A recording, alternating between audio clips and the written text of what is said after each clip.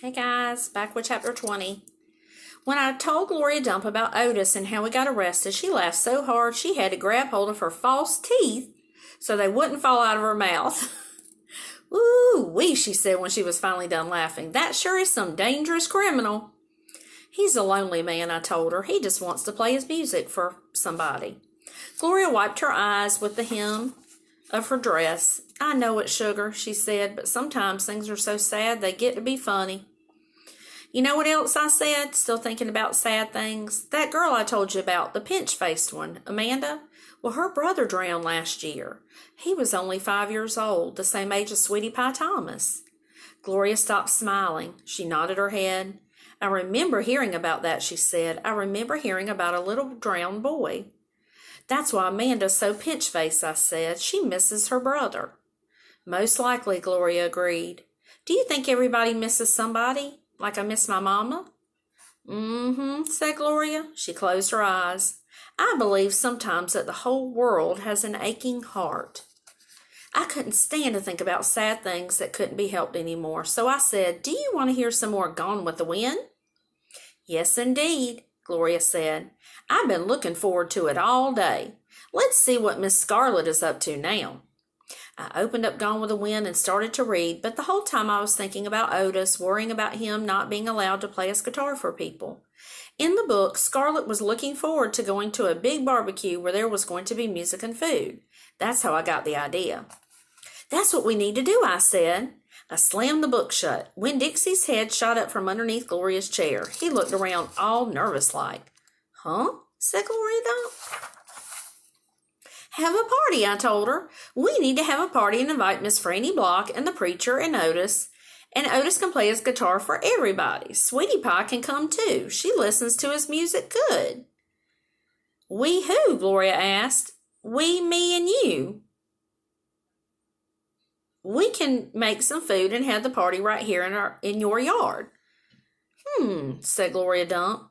We can make peanut butter sandwiches and cut them in triangles to make them look fancy.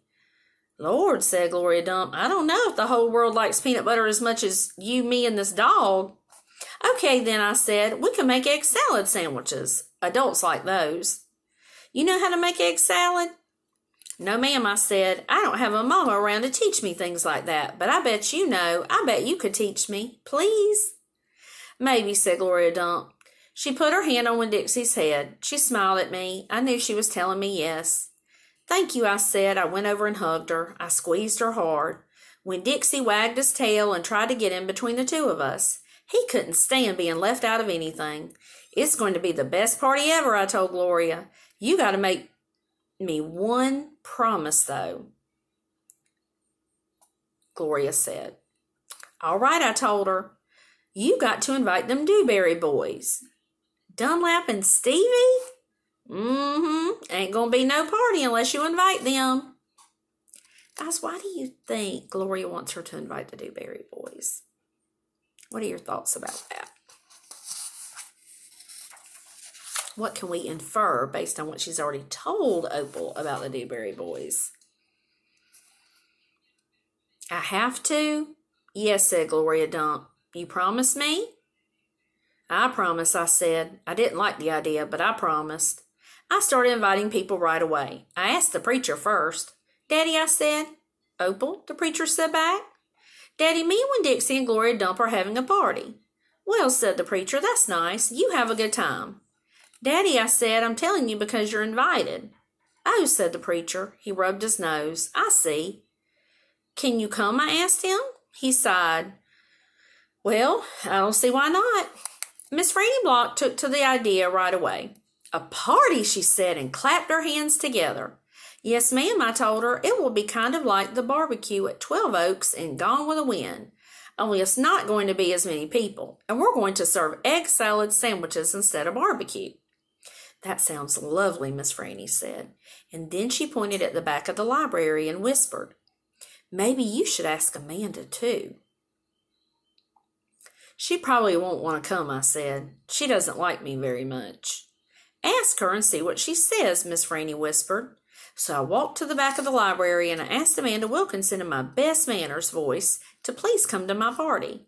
She looked around all nervous and stuff. A party, she said. Yes, I said. I sure would like it if you could come. She stared at me with her mouth open. Okay, she said after a minute. I mean, yes, thank you. I would love to. And just like that, I promised. Sorry, guys, I'm getting tongue-tied here. And just like I promised Gloria, I asked the Dewberry boys. I ain't going to no party at a witch's house, Stevie said. Dunlap knocked Stevie with his elbow. We'll come, he said. We will not, said Stevie. That witch might cook us up in a big old witch's pot. I don't care if you come or not, I told them. I'm just asking because I promised I would. We'll be there, said Dunlap, and he nodded at me and smiled. Sweetie Pie was very excited when I invited her. What's the theme? She asked.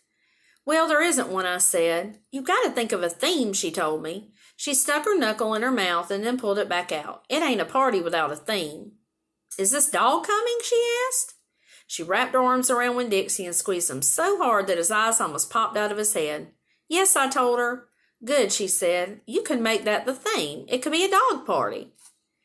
I'll think about it, I told her. The last person I asked was Otis. I told him all about the party that he was invited.